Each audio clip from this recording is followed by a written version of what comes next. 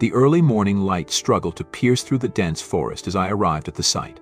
Smoke still hung heavy in the air, mingling with the faint scent of burnt wood and gasoline. The cabin, or what was left of it, lay in ruins, a smoldering pile of ash and debris. Firefighters stood scattered, their faces grim as they worked to secure the area. Something about the scene told me this wasn't just a tragic accident. Stepping carefully over the blackened ground, I saw the twisted remnants of what had once been a home. Charred fragments of furniture were scattered among the ashes, but it was what lay beneath that drew the most attention. A firefighter, his gloves blackened from soot, pointed silently to the discovery. Bones. Human remains, burnt beyond recognition but unmistakably there. The forensics team began their delicate work, carefully extracting the fragments. A partial skull was uncovered first, the smooth curve of bone marred by a single, perfectly round hole. A bullet wound. The realization settled like a weight in my chest. This wasn't an accident, this was murder. We worked through the scene methodically. 3 sets of remains were eventually recovered, all showing similar signs of trauma gunshot wounds and no evidence of smoke inhalation. They were dead before the fire consumed the cabin. The silence of the forest seemed heavier now, pressing down as if the trees themselves mourned the violence that had taken place. As the day wore on, details about the cabin's occupants began to surface. The property was registered to Adam Buchanan, a local contractor from Benia. He was known for his work ethic, and, as we'd soon learn, for his volatile temper. His fiancée, Molly Maffey, was described as the heart of their family, a kind, cheerful woman who seemed to balance Adam's rough edges. They had 2 sons, Nolan, Adam's 16-year-old son from a previous relationship, and Gavin, an 8-year-old known for his boundless energy and love of animals. The charred remains belonged to Adam, Molly, and Gavin. But where was Nolan? Back at the Buchanan home, Nolan answered the door. He was calm, unnervingly so. When we told him about the fire, his response was measured, almost rehearsed. He said he had stayed home that weekend to spend time with his girlfriend. He didn't seem shocked, didn't ask any questions about the fire or his family. Instead, he speculated that Gavin might have caused it by accident, his voice devoid of emotion. Something about his demeanor set me on edge. His story didn't fit the evidence we'd found, and his lack of concern felt unnatural. But without more information, we had no choice but to leave, though the image of him standing in the doorway, so detached from the tragedy, stayed with me. The investigation turned back to the cabin. Among the debris, we found a .22 caliber rifle discarded near the scene, partially melted by the heat. The weapon was clean, no fingerprints left on its charred surface, but it was unmistakably the tool used in the murders. Nearby, we found Molly's purse, untouched by the flames, its presence raising questions about the sequence of events. Neighbors began to talk, painting a picture of a family teetering on the edge. Adam and Molly fought often, their arguments loud enough to be heard through closed windows. Some described Adam as controlling, quick to anger. Others spoke of Molly's quiet strength, her determination to keep the family together, despite the cracks that were beginning to show. By the time I left the site that evening, the pieces of a story had begun to form, a family trying to hold on to something that was slipping away. A cabin meant to be a retreat from their struggles had become the scene of their demise. And the one member of the family left untouched by the fire, untouched by grief, was Nolan. In my years as an investigator, I'd learned to trust my instincts. And my instincts told me that this wasn't just a tragic coincidence. Nolan's calm demeanor, the rifle discarded near the cabin, the meticulous way the fire had been set, none of it felt random. This was deliberate. This was personal. As I looked back at the ruins of the cabin, the smoke finally beginning to clear, one thought echoed in my mind. What had driven a boy to turn against his own family? And how deep did the darkness run? The first night after the discovery of the crime scene, I couldn't shake the image of Nolan Buchanan. His expression, so eerily composed, replayed in my mind. It wasn't the face of a grieving son. It was something else, something colder, calculated, and detached. The deeper we dug into the family's history, the more layers of dysfunction we uncovered. Adam Buchanan was the patriarch, a man who prided himself on hard work and discipline. But behind the closed doors of his home, he was a tyrant. Witnesses described him as a man who demanded absolute control, not just in his business but in his family life. His view of fatherhood was rooted in strict rules and harsh criticism. a model of masculinity that left no room for error or weakness. Nolan had grown up in the shadow of this man, never quite meeting the impossible expectations placed upon him. Adam's words were sharp, cutting into Nolan's confidence like a blade. "You're not a man," he would say whenever Nolan faltered, whether it was in his schoolwork, his chores, or even his demeanor. It was a refrain that echoed through Nolan's childhood, shaping him in ways that no one truly understood until it was too late. And then there was Gavin. The youngest member of the Buchanan family, Gavin was everything Nolan was not: carefree, innocent, adored. Adam treated him differently, sparing him from the harsh criticism that had defined Nolan's upbringing. Molly doted on Gavin, her maternal warmth creating a stark contrast to the cold expectations Nolan had endured. To the outside world, Nolan appeared to love his younger brother, often taking on the role of a protective older sibling. But beneath the surface, resentment festered. Molly, too, had her battles. She was described as the glue holding the family together, but even glue wears thin under constant pressure. She endured Adam's temper, his need for control, and his occasional violence. Journal entries recovered during the investigation painted a picture of a woman trapped, torn between protecting her children and escaping the toxic environment she had found herself in. She stayed, she wrote, because she couldn't bear to leave Nolan behind to face Adam's wrath alone. The cabin in the woods was supposed to be a fresh start, a project the family could work on together, a way to mend the fractures that had formed over the years. But for Nolan, it was a prison. He saw no escape from the life his father had constructed, no path forward that didn't involve becoming the man he despised. The timeline of the murders came into sharper focus as we pieced together the evidence. Gavin was the first to die. The bullet wound to his head was precise, a single shot that ended his life instantly. He had likely been asleep, unaware of the betrayal that would claim him. Nolan's resentment toward his younger brother had reached its breaking point. Gavin's innocence, his favored status, had made him a target. When Adam and Molly returned to the cabin after their evening out, they walked into a trap. Adam, the man who had spent his life dominating others, was powerless in the face of the rifle Nolan held. He didn't stand a chance. Molly tried to run, but her maternal instincts drove her back toward the cabin, toward Gavin's lifeless body. She didn't make it far. The killings were methodical, devoid of hesitation or remorse. This wasn't a crime of passion. It was something far more chilling. Nolan had planned every detail, from the sequence of the murders to the fire that would destroy the evidence. He doused the cabin in gasoline, the pungent smell filling the air as he worked quickly and efficiently. When the match was struck, he didn't look back. Surveillance footage placed Nolan behind the wheel of the family's truck in the early hours of the morning. He drove back to the Buchanan home, leaving the fire to burn away the traces of his crime. By the time the flames were extinguished, Nolan was already laying the groundwork for his alibi. He canceled plans with his girlfriend that weekend, claiming he wanted to stay home alone. He told neighbors he hadn't gone to the cabin, suggesting the fire was an accident, perhaps caused by Gavin playing with matches. It was a story that might have worked, had it not been for the evidence we were uncovering. As I reviewed the case files, I tried to understand the mindset of a 16-year-old who could commit such an act. Was it years of abuse, a lifetime of feeling inferior and unloved, that pushed Nolan to the edge? Or was it something darker, something inherent that had always been there, waiting for the right moment to surface? These questions haunted me as I prepared to face him again. Nolan's calm demeanor wasn't just unsettling, it was a mask.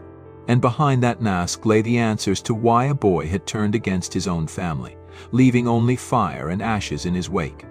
As the investigation unfolded, the victims began to emerge not just as names in a file, but as people with lives, dreams, and stories of their own. Each discovery added a new layer of grief, a new weight to the already unbearable tragedy. Molly Maffey was found near the cabin's entrance, her remains indicating that she had tried to escape. The bullet wound to her skull told a story of desperation and futility. Molly was a woman who had dedicated herself to her family, despite the cracks that ran deep within it. Friends described her as vibrant, cheerful, a person who brought light wherever she went. But her journal, uncovered during a search of the Buchanan home, revealed a different reality. "I feel like I'm trapped," one entry read, "but I can't leave. Nolan needs me. Gavin needs me. Adam, I don't know how to reach him anymore." The words painted a picture of a woman fighting battles on all fronts against Adam's control, against her own doubts, and against the growing tension in her home. Gavin's remains were found close to what had been a small bedroom. His skeleton, so much smaller than the others, bore a single, fatal bullet wound to the head. Gavin was 8 years old. He had loved dogs and once donated all his allowance to the local K-9 unit. His teachers spoke of his boundless energy, his curiosity about the world. He was the golden child, the one untouched by the family's darkness, or so it seemed. Adam Buchanan's body was found closer to Molly's, as if he had tried to protect her. His massive frame, even reduced to bone, spoke of the imposing figure he had been in life. Adam was a man of contradictions, a provider who demanded perfection, a father who ruled with fear, and a husband whose temper often spiraled into violence. For all his faults, there were those who mourned him deeply. His siblings, who spoke at the family's memorial, described a man who worked tirelessly, who built his construction business from the ground up, who dreamed of passing it on to his children. But in private, Adam's need for control had created a house of cards, one that collapsed under its own weight.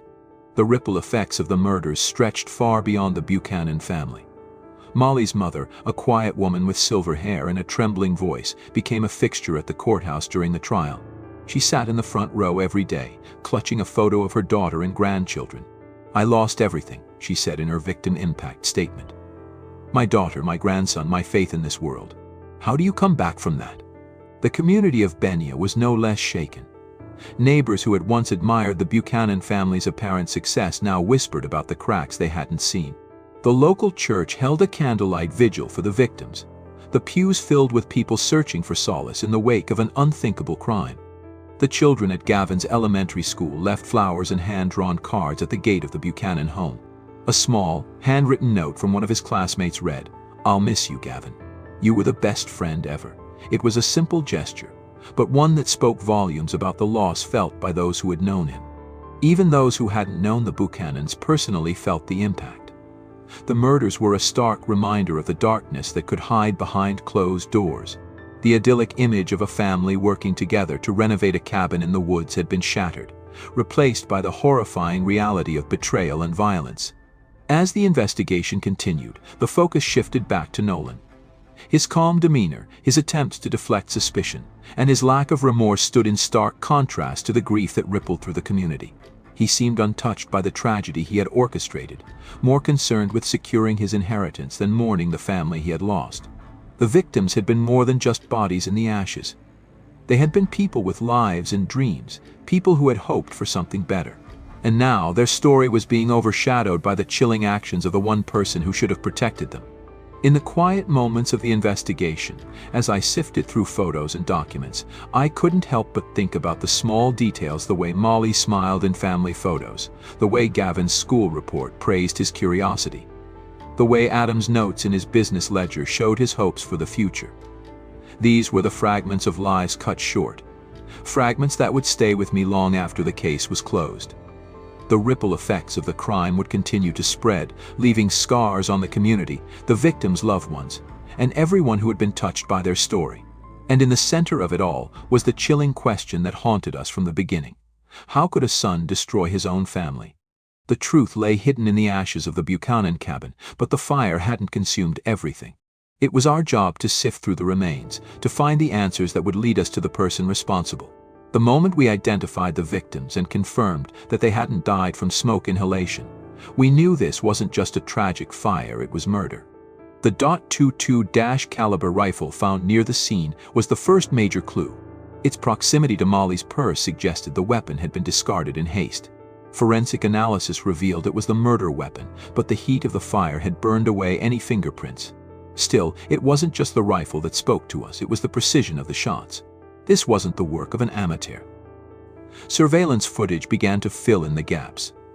The family's white Ford F-150 was captured leaving the cabin area around 4:30 a.m., hours before the fire was reported. It returned to the Buchanan home in Benia shortly thereafter. When we matched this timeline with credit card transactions, another piece of the puzzle fell into place. Adam Buchanan's card had been used for a series of purchases over the next few days: fast food, gas, and even luxury items. Nolan's alibi was unraveling. He had told us he spent the weekend at home with his girlfriend, but the footage didn't lie. The truck, the card, and the items bought all pointed to him.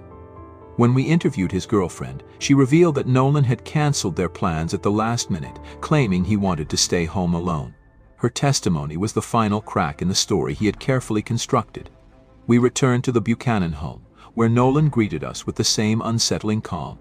He maintained his innocence, suggesting that Gavin might have caused the fire, or that an argument between Adam and Molly could have escalated. But as we pressed him, his answers began to falter. Among the items recovered from the cabin's remains, Molly's purse stood out. Inside, we found a key piece of evidence, a note she had written, likely days before the trip. It was brief but poignant, expressing her fear for the safety of her children and her increasing desperation. It was clear she had felt trapped, but she had no idea how close she was to the end. The investigation turned to Nolan's behavior in the days following the murders. Witnesses described him as carefree, even jubilant. He showed up to work wearing new clothes, boasting about plans to inherit and sell the family business. When he met with Molly's grieving mother, his lack of emotion was chilling. Instead of condolences, he spoke of moving forward, of what he would do with the money he expected to come his way. But the most damning evidence came from the surveillance footage taken the night of the crime. At around 9:17 p.m., the family stopped at a Taco Bell on their way to the cabin.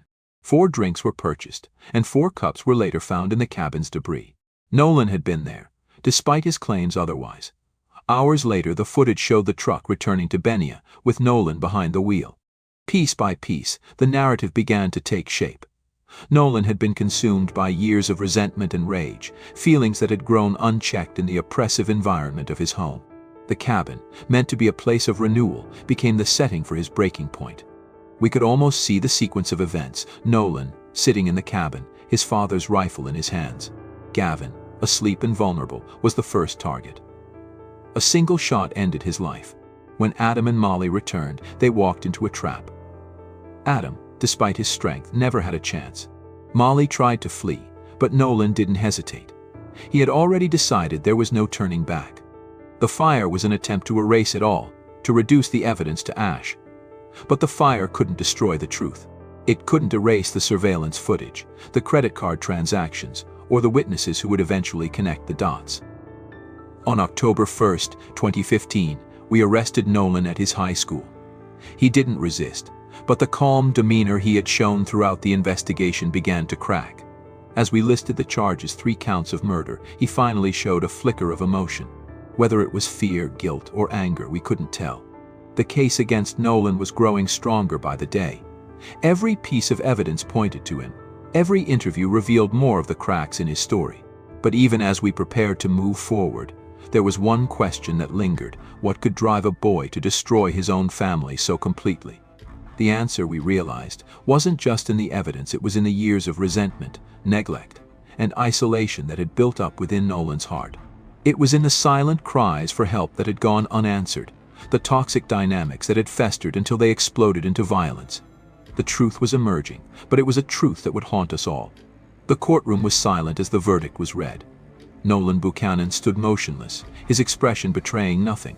Guilty on all counts, 3 murders, each carried out with chilling precision, each extinguishing a life that should have been protected. The sentence was swift and unrelenting: 150 years in prison, with the possibility of parole after 25. For the victims' families and the community of Benia, the verdict brought a measure of closure, but no amount of justice could fill the void left by the tragedy. Molly's mother wept quietly in the gallery, clutching a photo of her daughter and grandson. For her, the trial was a grueling reminder of everything she had lost. "I'll never forgive him," she said during her victim impact statement. "He stole my daughter, my grandson, my faith and family. And for what? Anger? Jealousy? There's no redemption for someone who could do what he did." Adam Buchanan's siblings were equally devastated, torn between grief for their brother and the uncomfortable truths that had emerged during the trial. They had known Adam as a hard worker, a man devoted to providing for his family. But the revelations of his abusive behavior painted a far darker picture, one that complicated their mourning. The trial revealed the depths of dysfunction within the Buchanan family. Witnesses testified to Adam's authoritarian parenting, Molly's quiet suffering, and the toxic dynamics that had shaped Nolan's life. The prosecution laid out a damning case, highlighting the calculated nature of the murders and Nolan's cold indifference in the aftermath. The The defense argued that Nolan was a victim, pushed to the edge by years of abuse and neglect. They painted Adam as a tyrant, suggesting that Nolan's actions were those of a desperate boy trying to escape an unbearable situation. But the evidence told a different story. Nolan's behavior after the murders was impossible to reconcile with the image of a frightened child.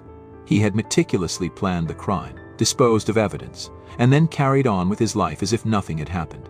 Surveillance footage, forensic findings, and witness testimonies all pointed to premeditation. The jury needed little time to deliberate. As the gavel fell, the weight of the case settled over everyone in the room. Nolan was escorted out in handcuffs, his future reduced to the confines of a prison cell. The judge's parting words hung in the air. Everybody has the capacity to change.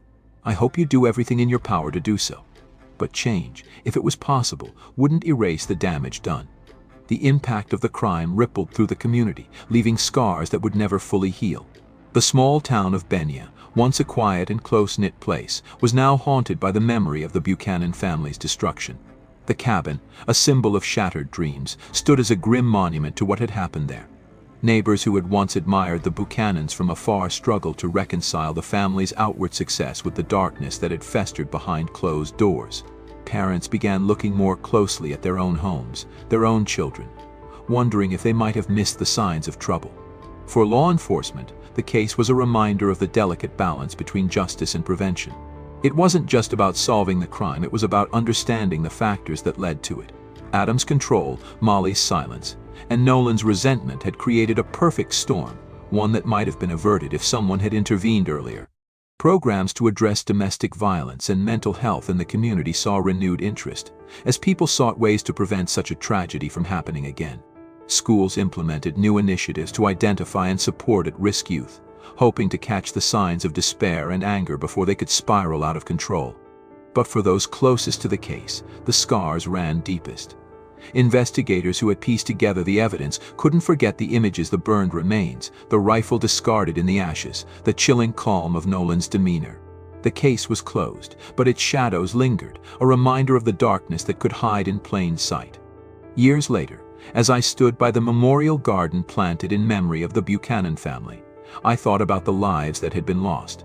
Molly's quiet strength, Gavin's boundless curiosity, even Adam's flawed determination, they were all gone, erased by a single night of unimaginable violence. Nolan would be eligible for parole in 25 years, but the weight of his actions would follow him forever. And for the rest of us, the tragedy served as a stark warning. Even the most ordinary families could harbor secrets capable of destroying everything. Justice had been served, but the cost was immeasurable. The echoes of the Buchanan family's story would never fade, a haunting reminder of the fragility of human connections and the devastating consequences when they shatter.